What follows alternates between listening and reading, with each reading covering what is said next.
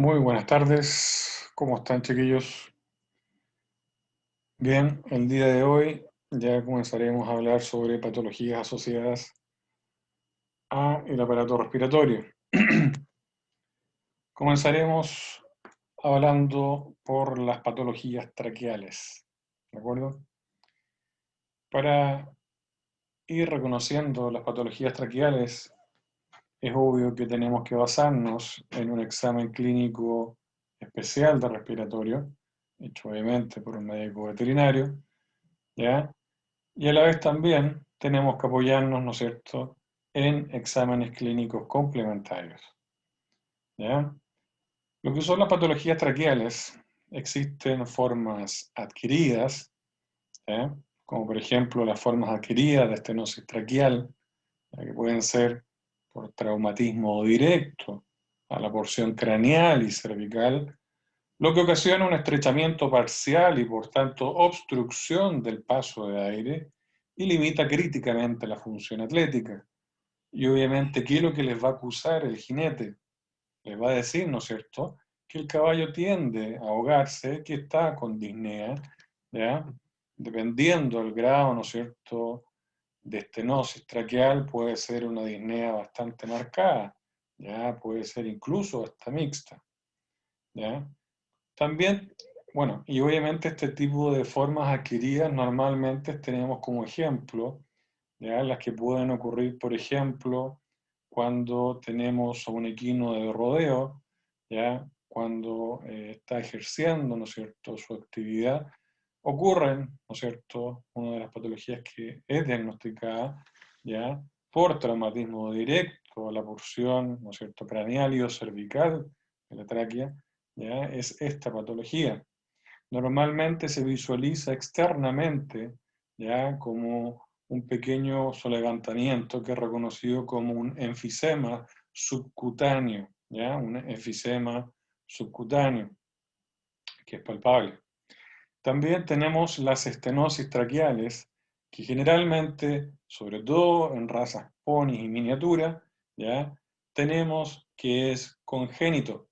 A diferencia de la otra, se afecta solamente una porción, mientras que la estenosis traqueal congénita, nosotros vemos que la estenosis, ¿ya?, no es pareja y es en toda la longitud, ¿ya?, en toda la longitud de, de la tráquea.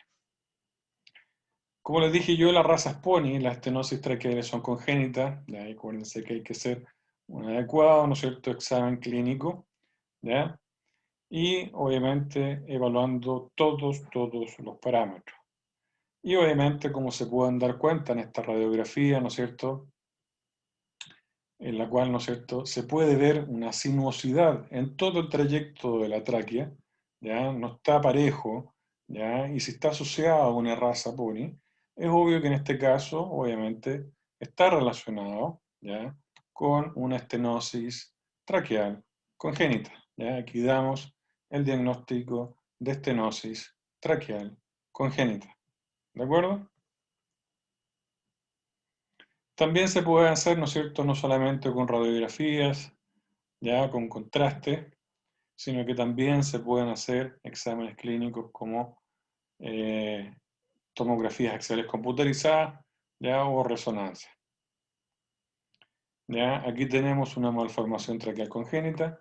Como pueden ver, está todo el recorrido de la tráquea afectado, ya, se abre, se cierra, se abre, se cierra, ya. Y obviamente, por ejemplo, también podemos tener una compresión por abscesos peritraqueales, ya, en algún linfonódulo, por ejemplo, que puede afectar alguna parte del trayecto de la tráquea.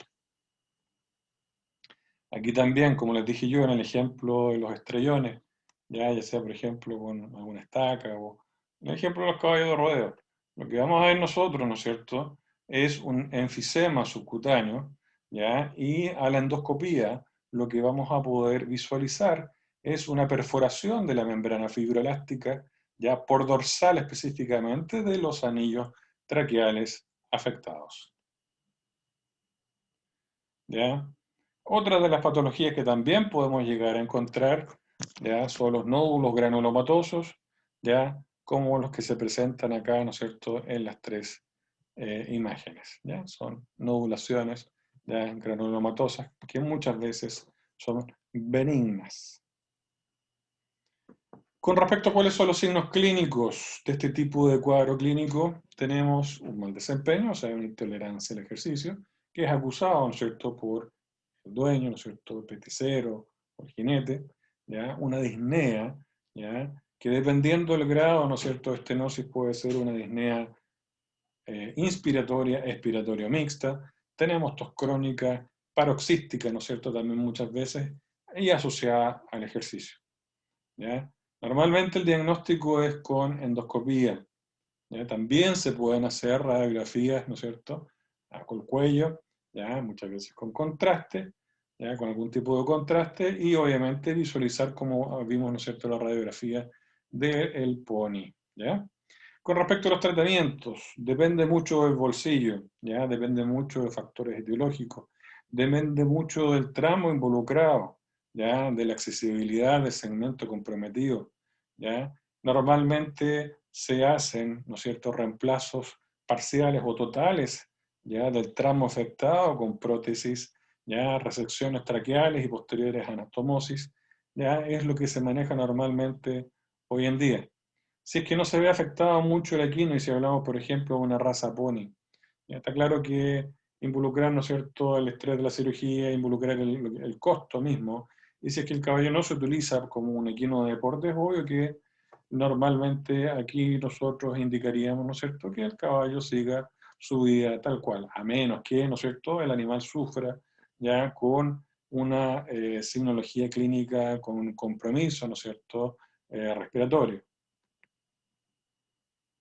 Vámonos a otra patología que ya se reconoce desde el año 1557 y es la famosa, vulgarmente conocida como síndrome del caballo roncador o hemiplegia laringea.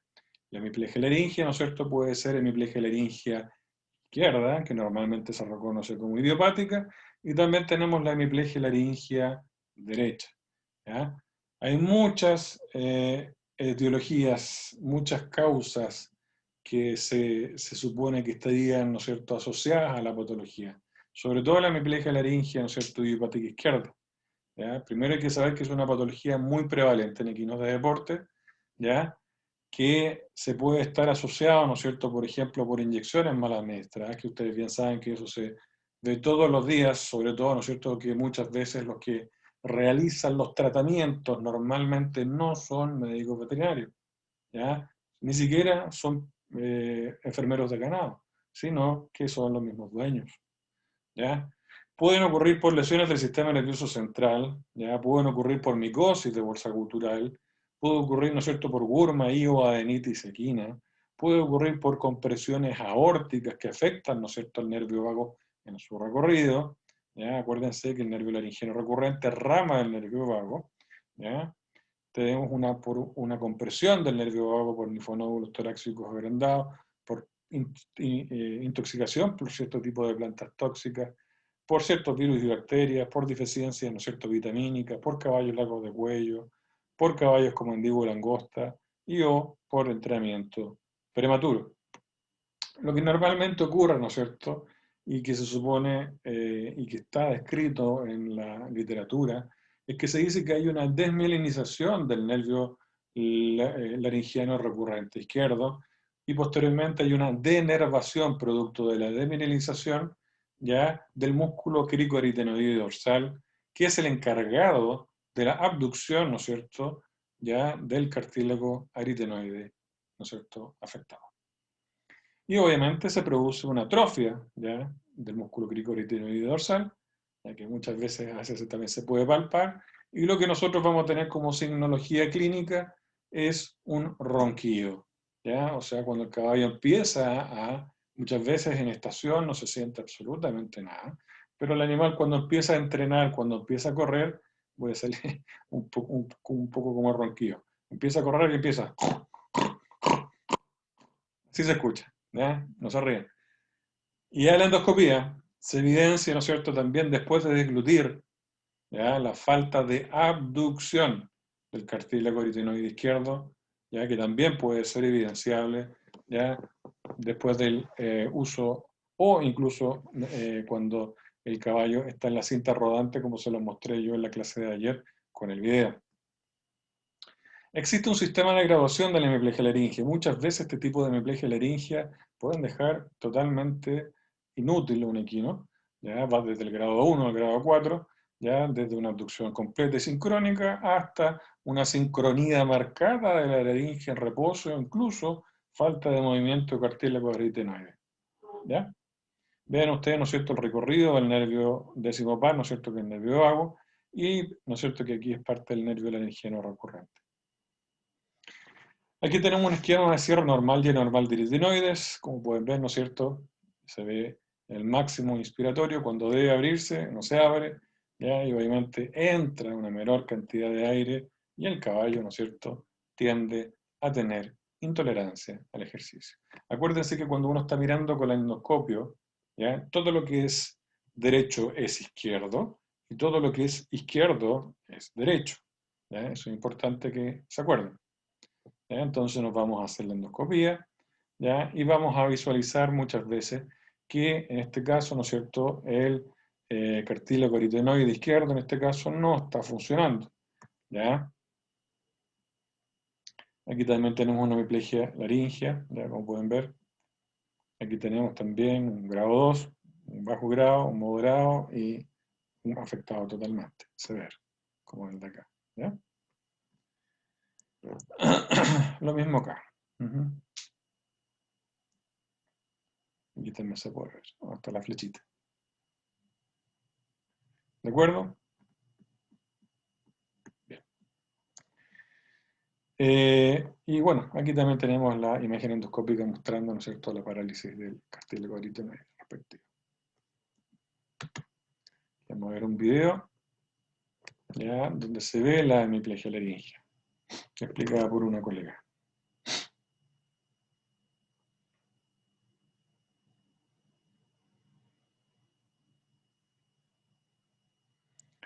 Vean ustedes, ¿no es cierto?, que además, como hallazgo, por lo menos acá, tenemos también un aumento en los acúmulos linfoides, ya esto es una hiperplasia faringe linfoide, ya leve, pero es un grado de hiperplasia faringe linfoide, ya vamos a ver más adelante de qué se trata. Pero imaginen, vamos viendo cómo se van comportando los cartílagos aritenoides.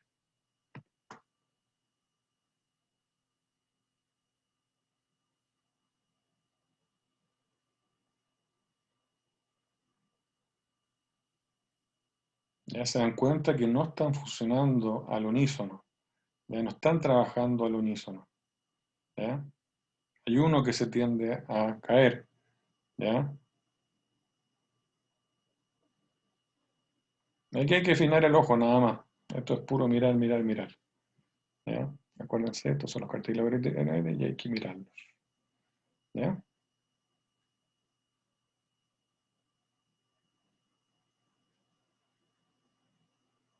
Esto obviamente es a gran velocidad, ¿ya?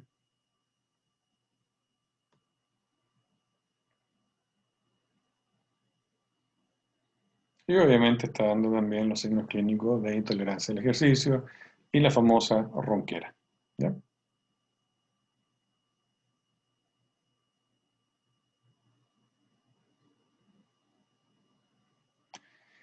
Una cosa importante, dato rosa. Ningún caballo con hemiplegia laringea bilateral, o sea, que ninguno de los cartílagos aritenoides funcionan, podrá ejercitarse, porque se va a ahogar. ¿De acuerdo? Los que presenten la enfermedad unilateral, o sea, una hemiplegia laringea izquierda o derecha, en el momento del ejercicio máximo van a desarrollar hipoxemia.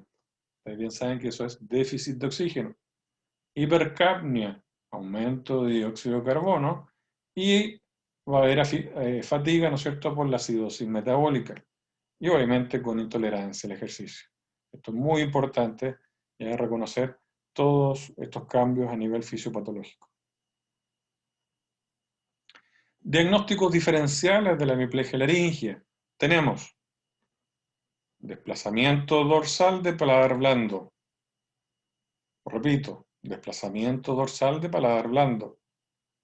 Atrapamiento epiglótico, atrapamiento epiglótico. Quiste subepiglótico, quiste subepiglótico. Y, bueno, cualquier neoplasia que se encuentre en esa parte. Normalmente, el tipo de tratamiento que se ofrece acá es quirúrgico. Se hace una laringoplastía, ¿no es cierto? Hay un uso de prótesis para mantener el cartílago en abducción. Ya se puede hacer una ventriculectomía, ablación quirúrgica mediante láser, incluso de los ventrículos laterales para crear adherencia entre las cuerdas. ¿Ya? Bueno, hay diferentes tipos de técnicas que se pueden utilizar, ¿no es cierto?, para esta patología. Normalmente la complicación más común es la tos crónica, ¿ya? Es la tos crónica.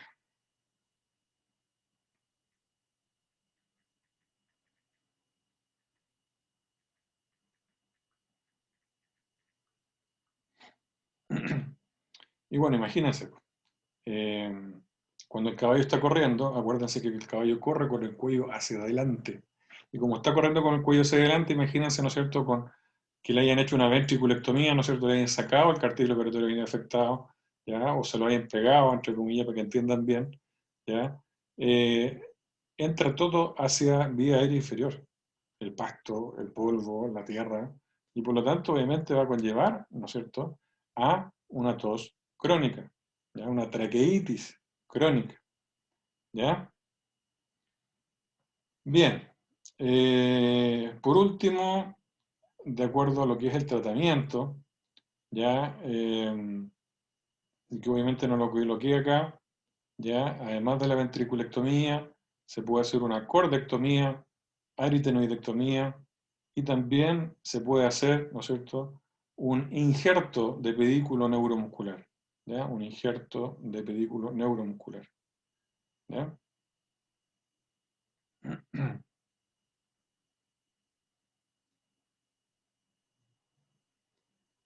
Bien.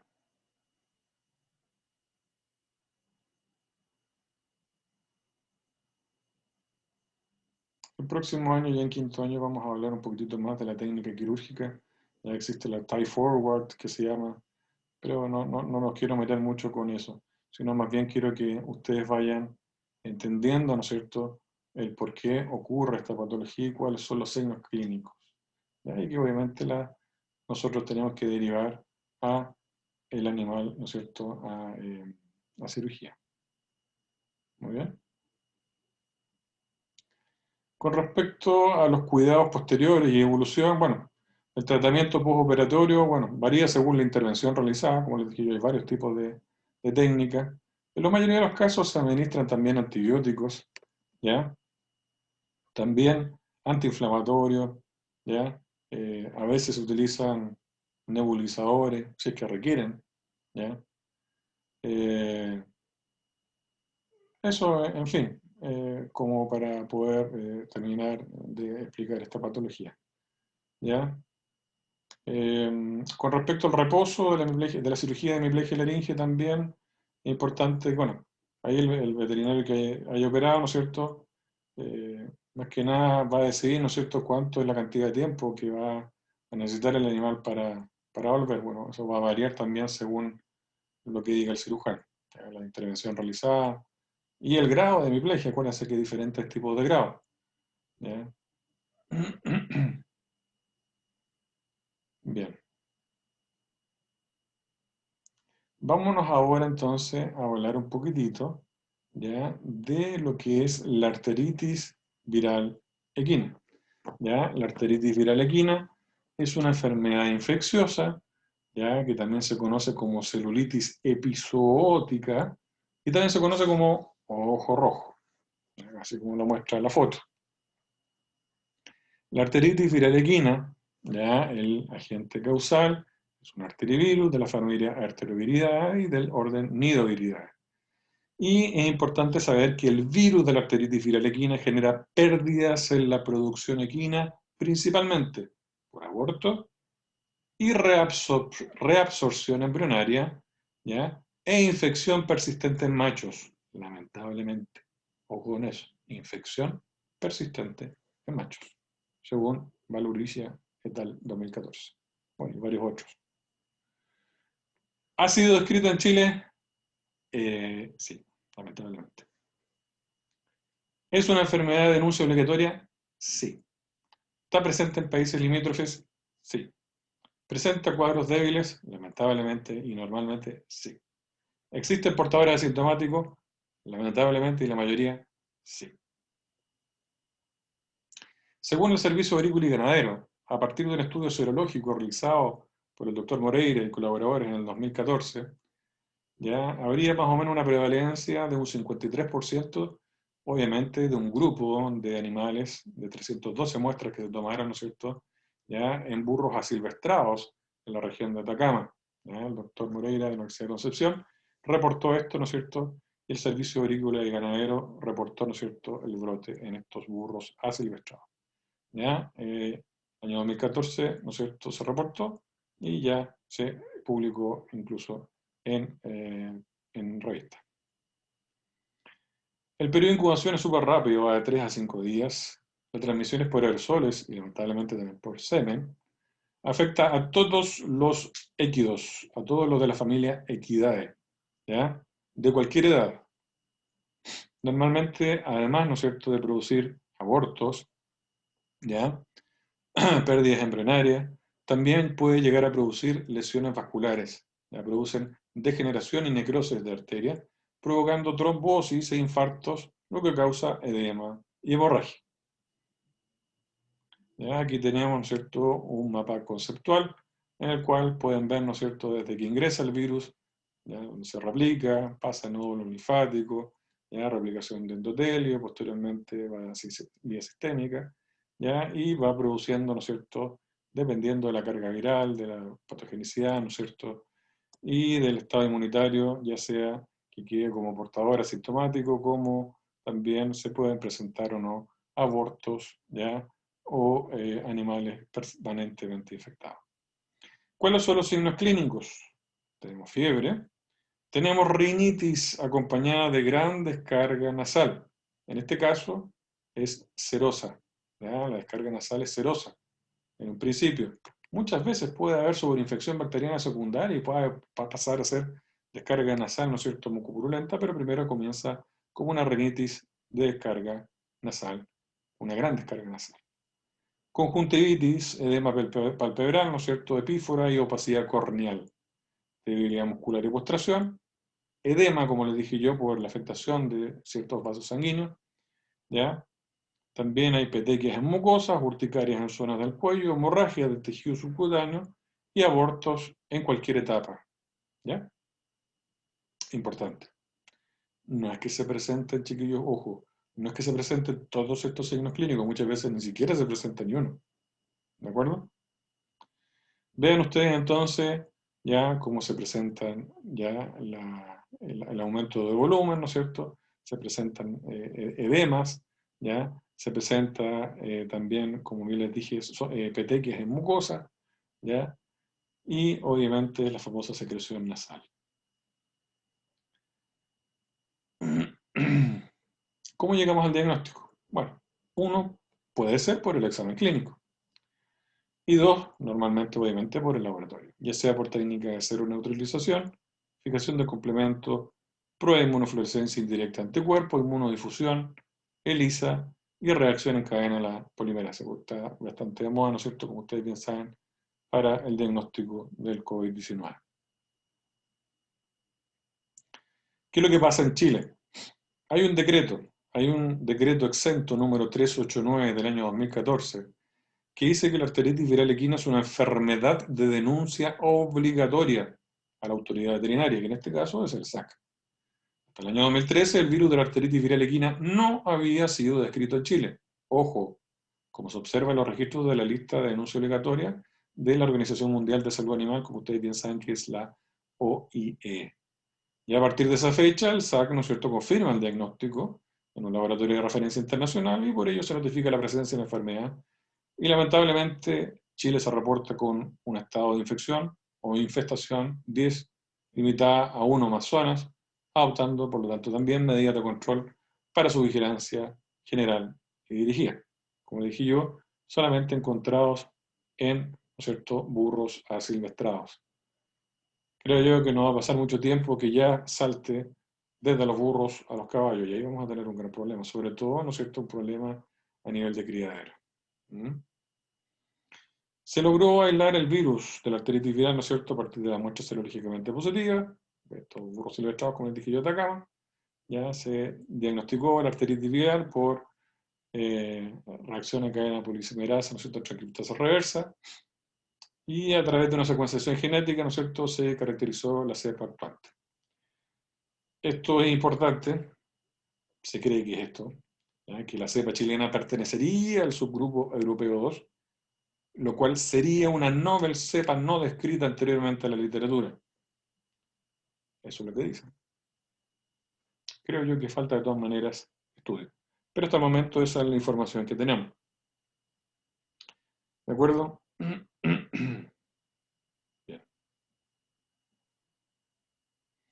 Con respecto al tratamiento, bueno, si tenemos fiebre, vamos a tratarlo, ¿no es cierto?, con antipiréticos. Si tenemos, ¿no es cierto?, un cuadro infeccioso con sobreinfección bacteriana, vamos a dar antibióticos. Por eso damos antibióticos. Acuérdense que este es un cuadro clínico viral. No vamos a dar antibióticos per se, sino que si se llegara a presentar solamente algún tipo de cuadro infeccioso, ¿no es cierto?, sobreinfección bacteriana secundaria, vamos a utilizar algún tipo de antibiótico amplio espectro. Se da complejo B también y también, ¿no es cierto?, para los cuadros que pueden presentar, ¿no es cierto?, cuadros clínicos, ¿no es cierto?, con dolor, ¿ya?, y con gran aumento de volumen e inflamación, se dan ciertos tipos de AINES también. Bueno, aquí pueden ver cómo se controla y previene. Bueno, hay ciertos tipos de vacunas, se hacen análisis de semen, acuérdense que el semen que es una de las vías de transmisión, ¿ya? Y bueno, se ve que si es que sale un macho portador, lamentablemente ese macho portador va a quedar permanentemente infectado y por lo tanto el macho portador tiene que ser eliminado, ¿no es cierto?, del criadero. No hay vuelta. Vámonos ahora a otra enfermedad que es la rinoneumonitis equina. ¿Qué pasa con la rinoneumonitis equina? Hasta hace poco tiempo no había tanto problema con la rinoneumonitis equina, incluso se creía que había pasado el problema ya. Pero empezamos a tener nuevamente problemas.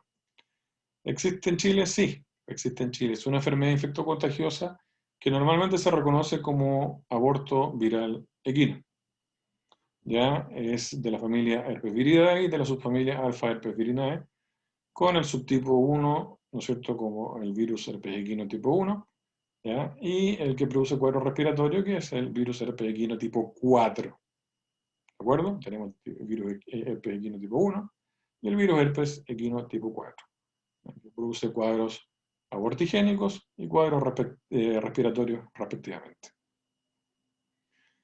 De acuerdo a que si existen otras formas de presentación, sí, pero por lo menos acá en Chile no se han visto. ¿Ya? ¿Existe la forma respiratoria? Sí. La abortigénica también. La neurológica y la perinatal, por lo menos yo no he escuchado que esté presente en Chile. Pero para que sepan ustedes que existen estas 4 formas de presentación: respiratoria, abortigénica, neurológica y perinatal. La forma respiratoria normalmente se presenta en invierno. Afecta a animales jóvenes, ¿no es cierto?, que cursan normalmente con un cuadro de hipertermia bastante manifiesto, con anorexia y decaimiento, ¿no es cierto?, con una congestión nasal y conjuntival, con bastante, ¿no es cierto?, rinitis serosa, ¿ya?, con faringitis, traqueobronquitis, mucha tos, ¿ya?, y normalmente es autolimitante, excepto si es que hay una sobreinfección bacteriana secundaria. ¿De acuerdo? Ahora bien, si se presenta la forma abortigénica, normalmente ocurre sin signos previos, no nos damos ni cuenta, vamos al potrero y nos damos cuenta de que la yegua abortó y nos encontramos con el potrillo, ¿no es cierto?, perdón, con el feto tirado en el suelo. Y lamentablemente, chiquillos, en el último tercio de gestación. Imagínense, último tercio de gestación, animales de gran valor, y los encontramos botados, ¿ya? Amarillos completos, histéricos completos. ¿Ya? Que se presenta con los cornetas nasales inflamados, mucho edema pulmonar, con mucho líquido pleural, ¿ya? Y característico de la decoloración ictérica, no solamente en patas, sino en todo el cuerpo. La forma respiratoria también como les dije yo, perdón, la forma neurológica, perdón, es causada por el tipo 1, en la cual normalmente se presenta incoordinación, ataxia, imposibilidad para mantenerse en pie, puede terminar en la muerte, ¿no es cierto? A nivel del sistema nervioso central, obviamente haciendo la necropsia, ahí uno puede evidenciar vasculitis, trombosis, necrosis, ¿no es cierto?, en ciertas áreas del cerebro y médula espinal. Como le dije, esta forma no se ha visto en Chile. Y la perinatal, ¿qué es lo que pasa? Nacen potrillos infectados, que normalmente presentan graves problemas respiratorios y se mueren. ¿Ya? Eso es lo que ocurre. ¿Qué pasa con el tratamiento?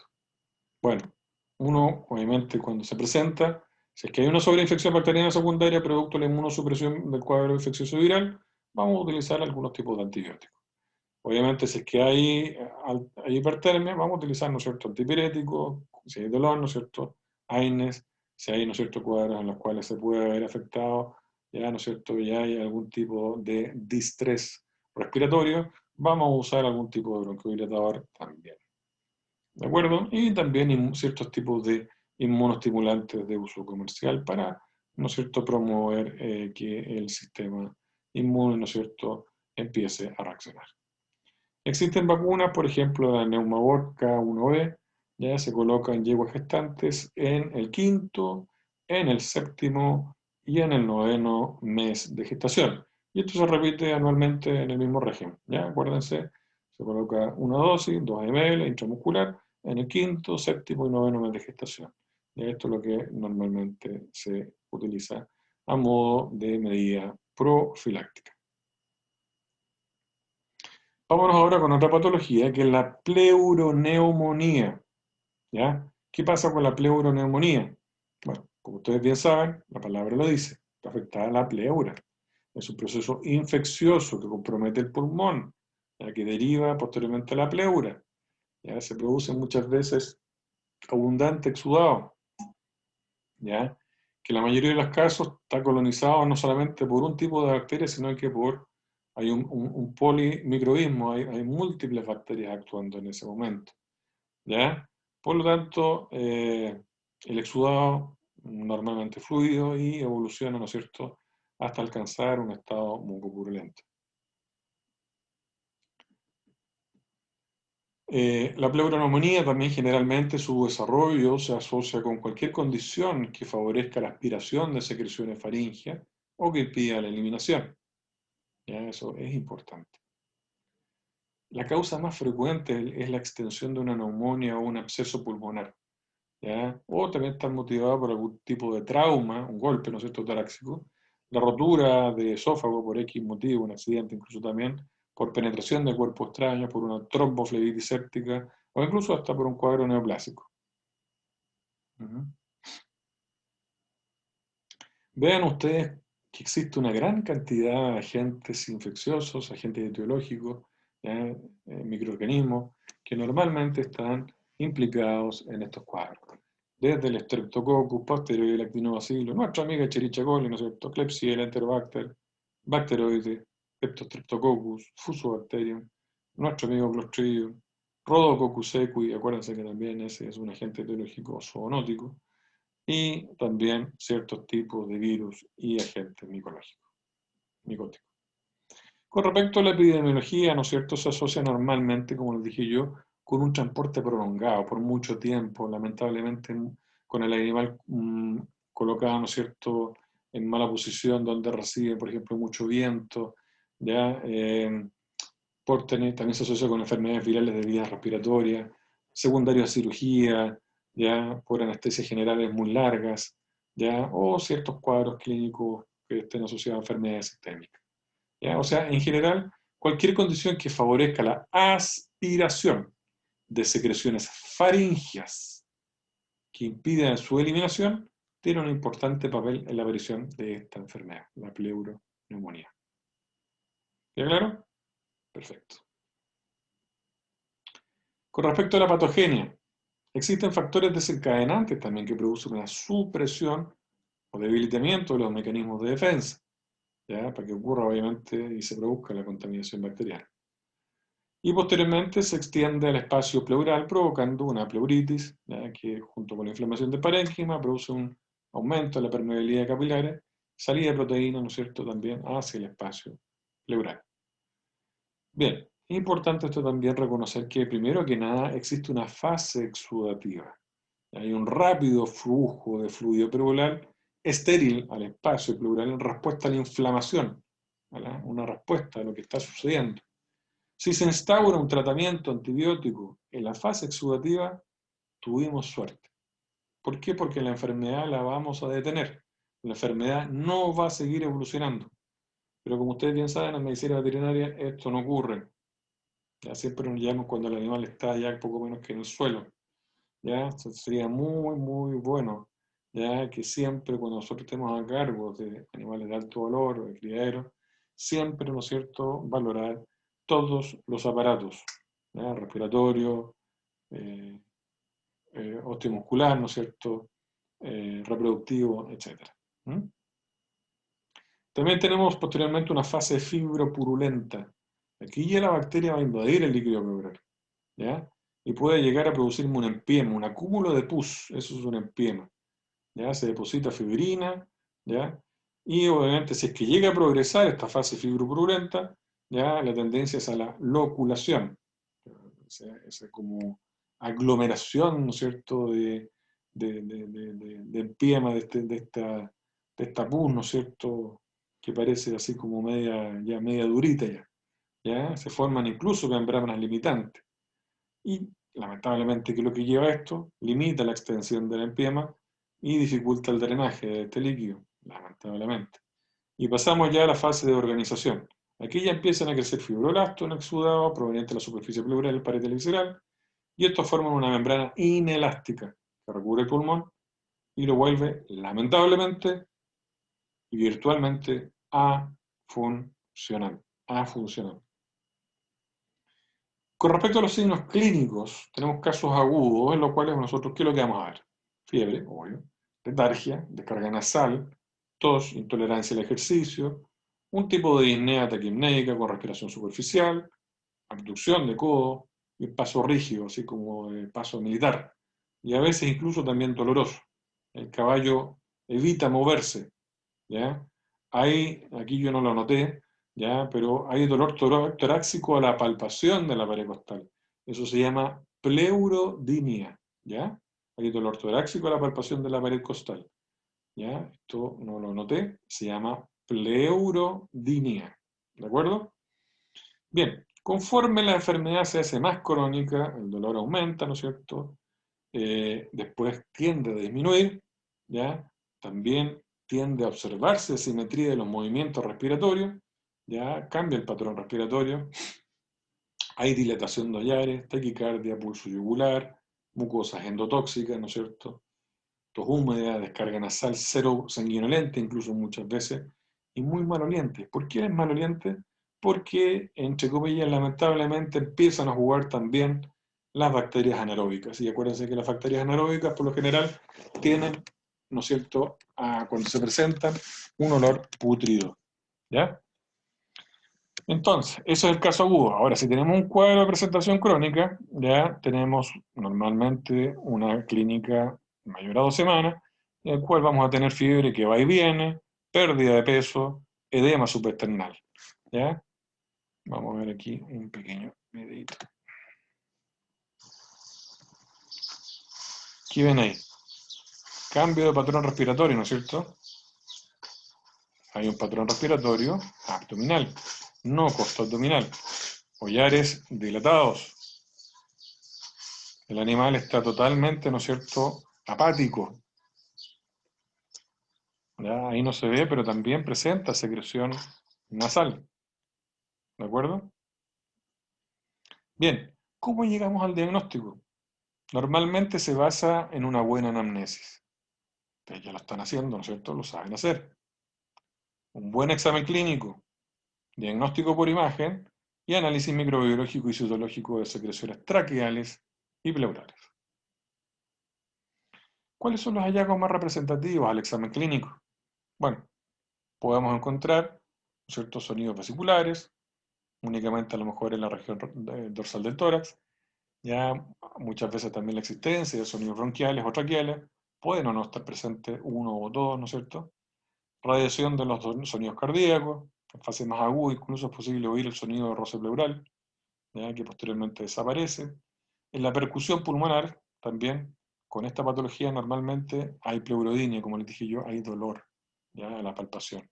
Hay matidez del área ventral, ¿ya? ¿Qué pasa en la analítica sanguínea? Los hallazgos de laboratorio en esta enfermedad lamentablemente son poco específicos, ¿ya? Vamos a tener muchas veces incluso parámetros normales, sobre todo en los casos agudos.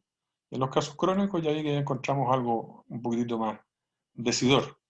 Aquí ya encontramos, por ejemplo, una anemia moderada, hiperproteinemia, ¿ya? Disminución del cociente albúmina globulina e hiperfibrinogenemia, ¿ya?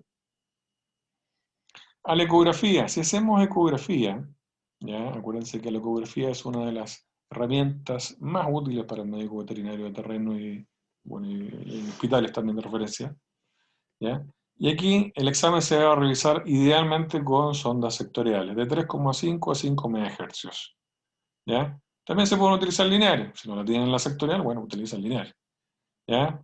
Se puede detectar no solo la presencia de pleuroneumonía, sino que también la localización, ¿ya? La característica del fluido y la extensión de la enfermedad, ¿ya? A ver cuán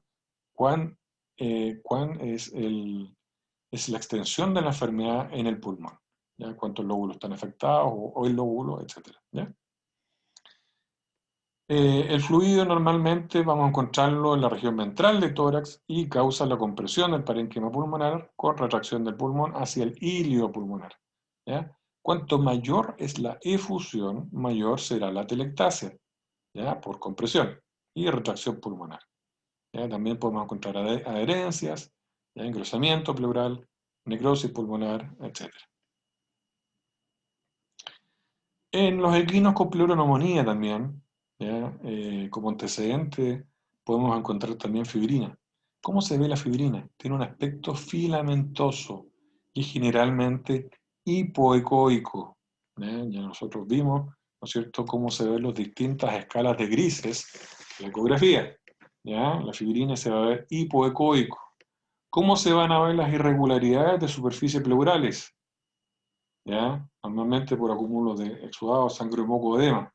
Se van a ver como líneas hacia abajo, ¿ya? Como unas verdaderas colas de cometa, ¿ya? No es patrón neumónico de neumonía, ojo, ¿ah? Pero antes se creía que sí, pero se pueden ver colas de cometa. También se pueden ver focos de consolidación pulmonar, ¿ya? Varía normalmente de irregularidades anteriormente descritas, ¿no es cierto?, como colas de cometa, hasta grandes áreas ecolúcidas en forma, ¿no es cierto?, como una cuña hacia abajo. También podemos ver atelectasia pulmonar, ¿ya? Porque el pulmón se ve ecolúcido, ¿ya? Se ve como una cuña flotando. Podemos encontrar necrosis pulmonar, ¿ya? Porque se ve como gelatinoso, con falta, pérdida de arquitectura, perdón, ¿ya? Se pueden ver abscesos, ¿ya? Y con la ecografía nosotros podemos ver los abscesos periféricos, ¿ya? Que se identifican generalmente por el aspecto cavitario, ¿ya? Como con hoyitos, ¿ya? También neumotórax se identifica como cuando hay interfase gas-fluido, ya nosotros ahí podemos decir que hay un neumotórax. Vean ustedes acá cómo se ve un pulmón con pleuroneumonía. Vean ustedes, ¿no es cierto? Nuevamente, lo muestro 3 o 4 veces, cómo se ve el pulmón, ¿no es cierto? Lleno, ¿no es cierto?, de contenido.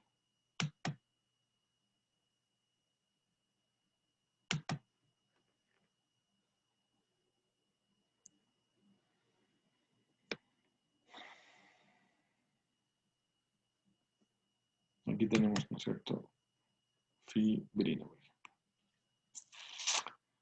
A la radiografía, que nos permite detectar la presencia de neumotórax o abscesos profundos, no evidenciables con la ecografía.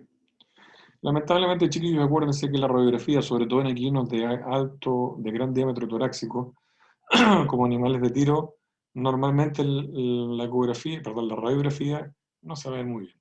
El potrillo sí, súper, ¿ya? Con respecto al análisis microbiológico, como les dije yo, vamos a poder, ¿no es cierto?, ver, después de la tinción de Gram-Bell, ¿no es cierto?, si es que hay cultivos gram positivo, gram negativo, ¿no es cierto? Vamos a poder hacer un citológico, ¿ya?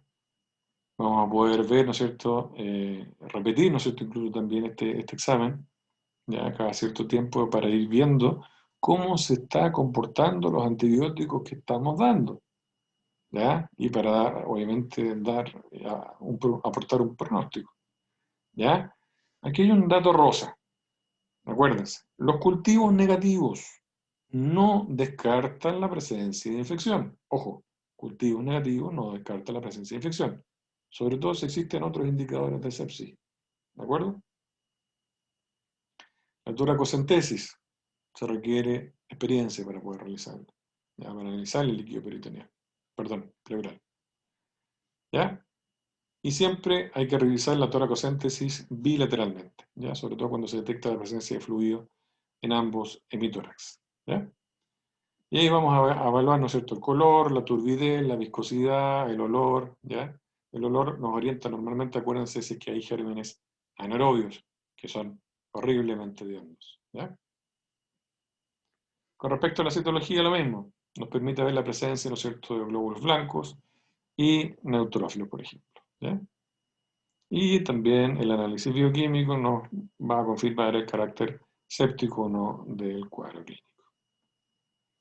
Vean ustedes, ¿no es cierto?, ahí cómo se está haciendo, ¿ya?, el examen, ¿ya?, para poder ver si es que hay qué tipo de secreciones, ¿no es cierto?, y también para poder permitir que el animal respire de mejor forma, ¿ya?, cuando hay un gran compromiso.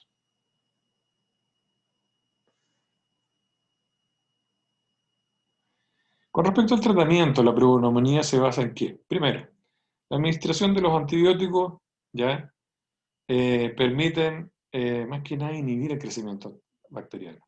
Acuérdense que ojalá lo encontramos en fase aguda. ¿Ya? En la mayoría de los casos la necesidad de tratamiento antibiótico va a ser muy prolongada, muy prolongada, ¿ya?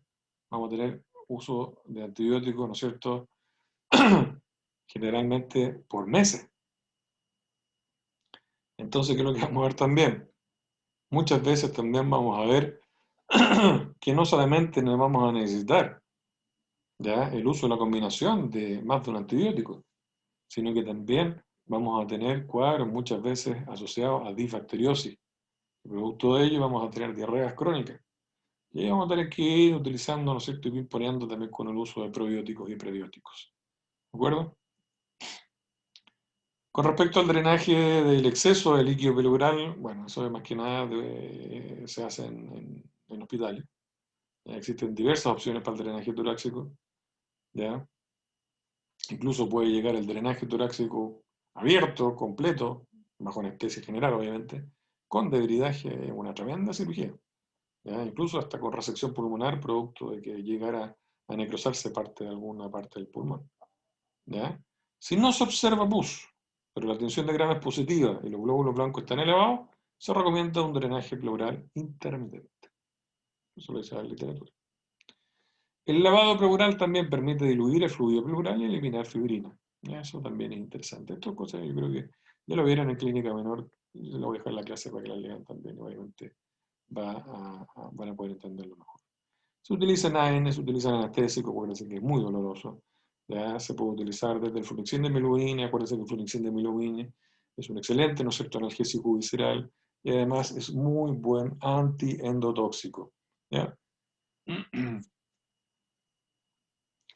Con respecto al tratamiento de soporte, bueno, importante instaurar fluidoterapia, ¿no es cierto?, mantenimiento, ¿ya?, oxigenoterapia, ¿ya?, y obviamente también tratamientos para evitar, porque se producen cuadros de endotoxemia, medidas profilácticas para evitar, ¿no es cierto?, la laminitis o infusuras, que pueden incluso producirse secundariamente a esta patología. Es muy, muy importante que estos animales, ¿no es cierto?, estén muy un tratamiento profiláctico contra la laminitis. ¿Ya? ¿Cuál es el pronóstico? El pronóstico de la pleuroneumonía es favorable en caso de identificación temprana, como les dije yo, en cuadros agudos sobre todo. El tratamiento debe ser agresivo, ¿de acuerdo? Con respecto a la referencia de supervivencia, el pronóstico es desfavorable en casos crónicos o con complicaciones, o sobre todo cuando no tenemos muchas veces no las habilidades, sino que el acceso a un hospital, ¿ya? En donde todos los días hay un enfermero y un médico veterinario, ¿no es cierto?, evaluando constantes, evaluando temperatura, haciendo exámenes seriados, haciendo ecografías seriadas, etcétera, ¿ya? Y con respecto al rendimiento deportivo, bueno, entendible, ¿no? El pronóstico no es muy bueno, más o menos el 50-60% de los caballos recuperan su actividad previa, no más que esto, ¿ya? Porque es un cuadro infeccioso muy, muy grave. Con respecto a las secuelas, pueden haber secuelas, como por ejemplo, abscesos pulmonares, formación de fístulas, neumotórax, como les dije, nuestra amiga laminitis, que ojalá que no ocurra, secundaria a cuadros de endotoxemia, cólico, nuestro amigo cólico, obviamente, y fue las famosas colitis asociadas, ¿no es cierto?, a cuadros de disbacteriosis, ¿ya? Y también trombosis yugulares asociadas a multipunción, ¿ya? Bien, chiquillos, esta es la clase número 2 de respiratorio. Si tienen cualquier duda o consulta, me lo hacen saber a través de un correo electrónico. Y ya el día de mañana les voy a subir la clase número 3, son 4 clases respiratorias, ¿ya? Y para poder dar ya paso a lo que es ya la próxima semana el taller sincrónico. Bueno, un abrazo, cuídense mucho. Chao, chao.